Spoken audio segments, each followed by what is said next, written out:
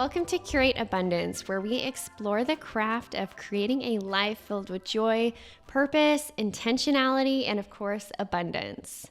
Today, we're talking all about how to get started with creating your dream life. Now, this is a process that can take years. It's not something that's going to happen overnight, but to get started, you have to start with intentionality, goal setting, and understanding exactly what your best life is going to look like. I would recommend grabbing a notebook and a pen or a laptop, even your phone, just something that you can take notes throughout this process on. One of the key components of creating your dream life is really understanding what you want your life to look like. You can't live your best life if you don't really know what that is. There's no right or wrong way to create your dream life. You just have to have that vision and know what you want, but you also have to know what you don't want. So we're going to start with a journal prompt, and this question is going to be, what lights you up? I want you to list out all the things that light you up, get you excited, make you happy,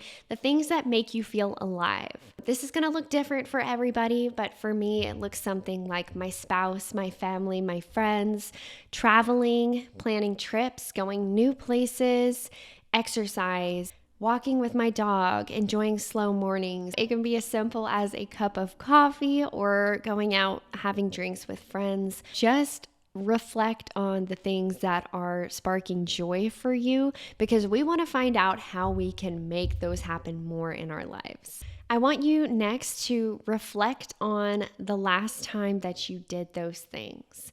So go down each line by line, and for instance, maybe something that sparks joy for you is spending time with your best friend. When was the last time you did spend time with your best friend? This practice basically allows us to understand where we're allocating our time.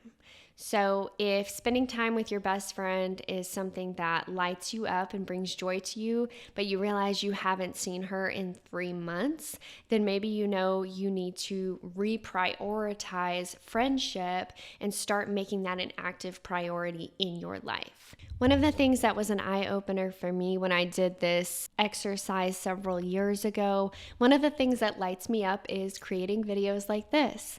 And I realized it had been months since I had done that. So this practice really opened my eyes to what I was allocating my time to and made me realize I needed to reprioritize things because I wasn't prioritizing the things that I loved. I was wasting time on things that didn't matter to me. Take the items on your list and make them an active priority in your life. I know a lot of us have had this issue where we are almost waiting for something to happen. Maybe we're waiting for a significant other to come into our life and shake things up for us, or we're waiting on some imaginary windfall, hoping that we're going to win the lottery or something so we can live this life that we want. That is not going to happen. You have to actively participate in your own life to make these changes. So I think that's where manifesting really comes into play. So many people imagine manifesting as just thinking about something. If I think about this hard enough, it's going to happen. But that's not what it is. Manifesting is getting clear and concise with your goals and the things that you want to do, and then actively taking steps in your life to reach those goals. So it's a very active process. There is a lot of work to it. And so I want you to keep that in mind when you're looking at your list of happiness and joy sparkers and the things that you enjoy. How can you implement this into your life on a more frequent basis? I want you to actually go down each line and make a plan. So for instance, if one of your joy sparkers is tennis, I want you to write out that you will play tennis with your friend once a month on a Saturday, and you're going to reach out to that friend and you're going to schedule that in your calendar. Or if your joy sparker is talking to your grandma, set a calendar reminder in your phone.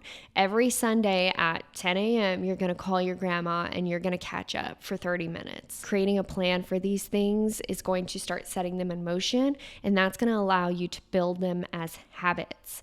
So as long as it's a habit, it's something that you're going to start naturally wanting to do. It's it's not going to feel out of place to call your grandma. It's your habit. You call her every Sunday morning, and that's just your routine.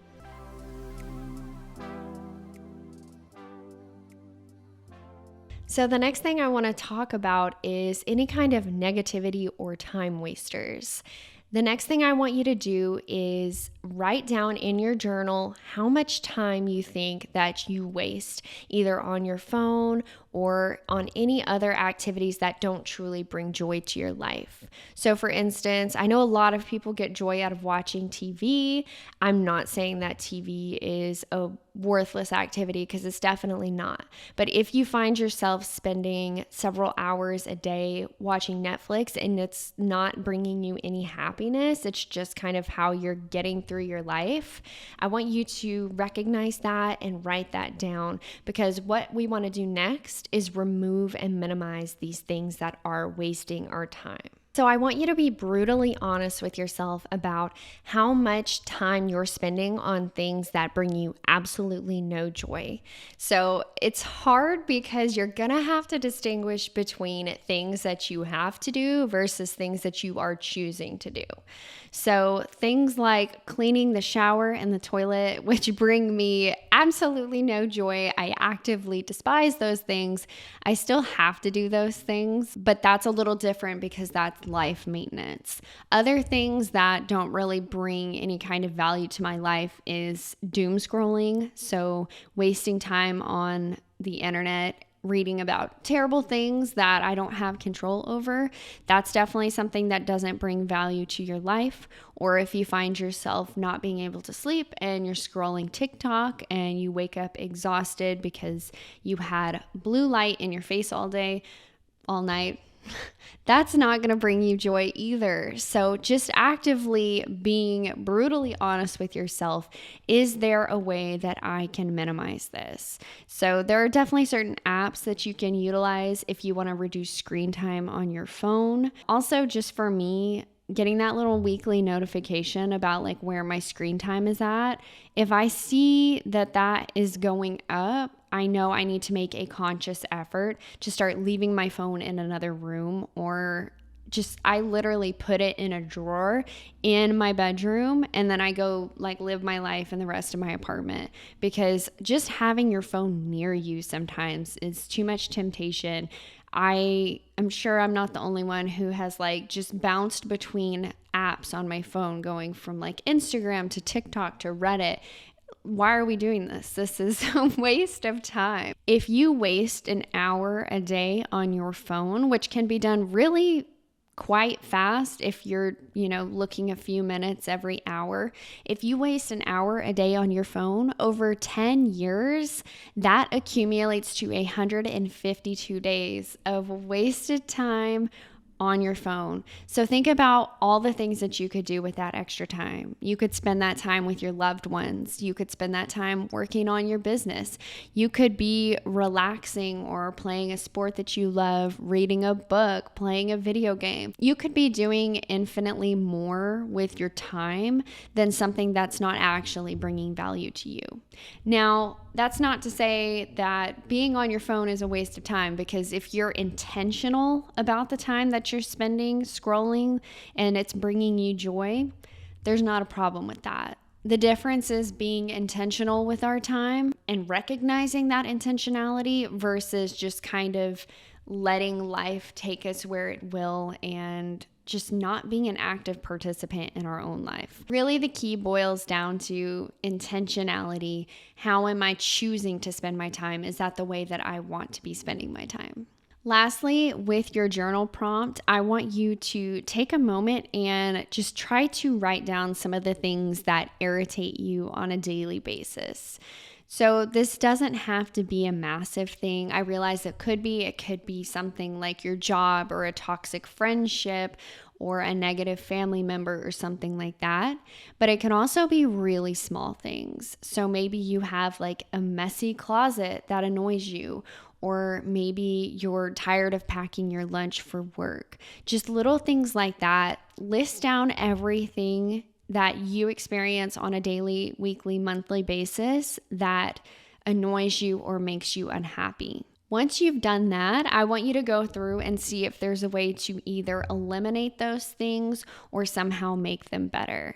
So this is a very small example, but this is exactly what I'm talking about. I was getting overwhelmed by my closet because it was just filled with so much stuff. It had all of my clothes, my sporting gear.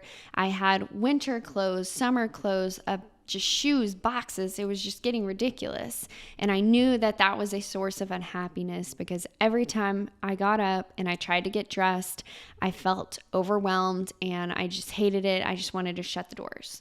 So I knew that was a pain point for me, and I just spent the time to clean it out and organize it the way that I wanted it to be.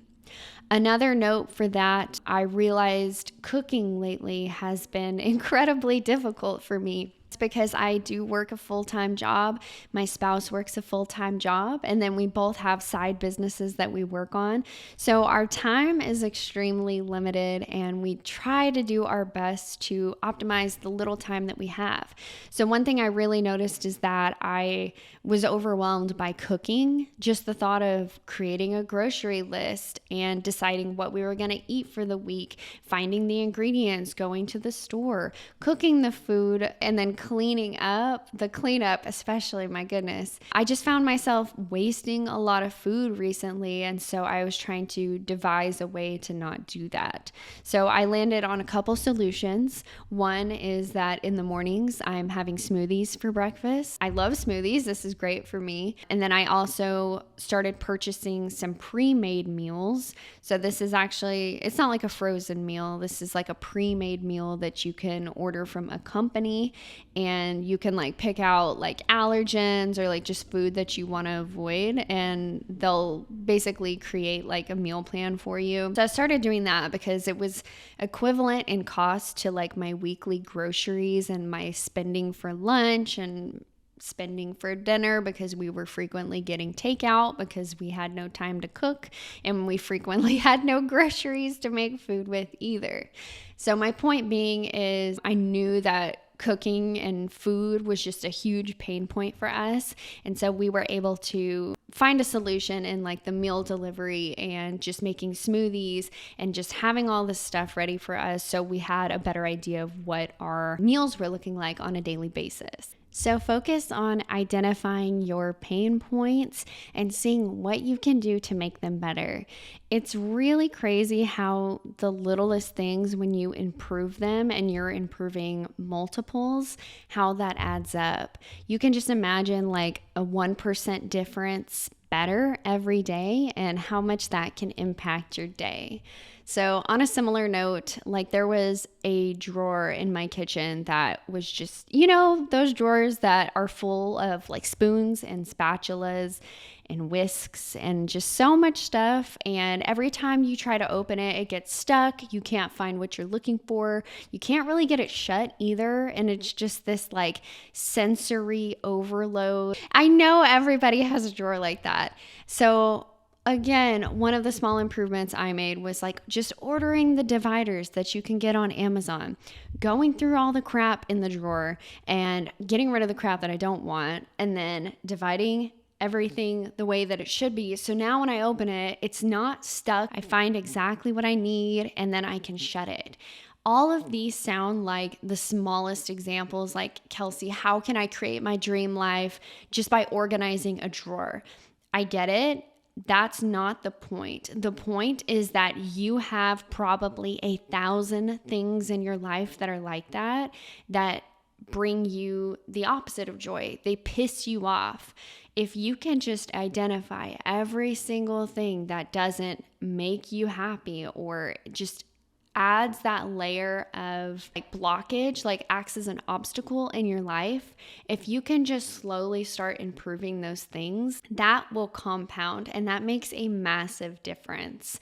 It's all about curating the life that you love and curating the things and the activities in your life to match exactly what you want. So I realize those things sound so small, but really life is just made up of all of these little things, and the little things add up over time. As an example, think about like when you've had a bad day at work and it's just one of those days where your alarm didn't go off, so you get to work kind of late, and because you left late, you didn't get to take your breakfast, so you're hungry, and then you try to go get lunch, but the line at Chipotle is way too long, so your lunch is cold by the time that you pick it up, and those things go on, and you get home for the day, and your jacket gets caught on like a cabinet handle, and you just have a meltdown.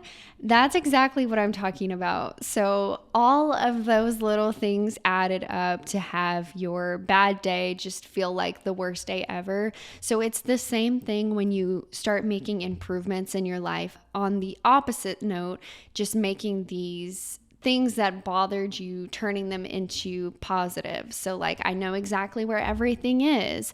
I have 2 different alarms, so I'm never worried about my alarm not going off. I made my breakfast the night before, so I'm not gonna have to leave and go hungry this morning. All of those things add up, and really a lot of it comes down to time management. Next in your journal, I really want you to hone in on what your average day looks like from the time that you wake up to the time you go to bed. What are you doing? What are the activities that you're doing? Who are you with? Just what does that day look like for you? Now we want to write down what our ideal day looks like. And now remember, an ideal day should have a purpose to it. So I know some of us are like, well, my ideal day is 3 margaritas deep on a Caribbean island, hanging out on the beach. Like, I get it. That sounds like a great day, but realistically, that's not going to be your day today. For me, at least, I think that would get old after like a week or 2. So I want you to think about what your ideal day with purpose looks like. What we want to do with this practice is we want to compare what our day-to-day currently looks like, and we want to compare that with our ideal day-to-day. And remember, the farther away that they are, that just means there's more action that we can take to get those to match up. The idea here is that if the day-to-day that you're currently living matches your ideal day, there's nothing more that you can do as far as optimizing, because it sounds like there's not a single thing that you would change. So a lot of us are not going to be at that point. That is okay. We just want to identify what that day actually looks like, because we want to start actively taking steps towards that goal. So look at your average day to day, and then look at what your ideal day looks like, and just think about some of the things that you could do so that you can start living that day that you actually want. For you, it could be something as simple as starting to schedule time with your family and your friends, or scheduling a gym class that you want to go take. It could be small things. It could be things that are going to take months, if not years, to get to. But the important thing is that we recognize where we want to be, because we really can't make any changes if we don't have a direction to go towards. And I think that's where a lot of people experience unhappiness, because they don't even know what they want their life to look like.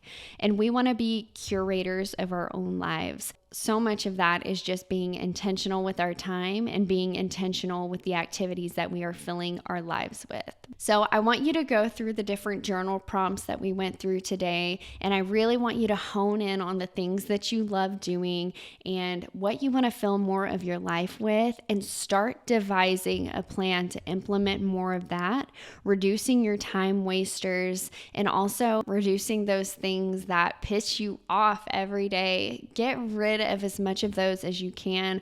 Obviously, there's going to be things that maybe we just cannot get out of our lives, but if we're able to optimize the other things that we can control, that really makes a big, big difference. As I mentioned, this is just the foundation to start creating a life that you love. It is a process, and it doesn't have to be a hard process. It doesn't have to be bad. It can be so fun to start making those changes in your life and see yourself starting to go towards exactly where you want to be. I hope this was helpful for you guys. Definitely let me know. I would love to hear about that, and I want to hear about how that's impacted you and some of the changes that you're implementing to take that next step towards your dream life. As always, thank you guys so much for watching or listening, and I will catch you in the next episode.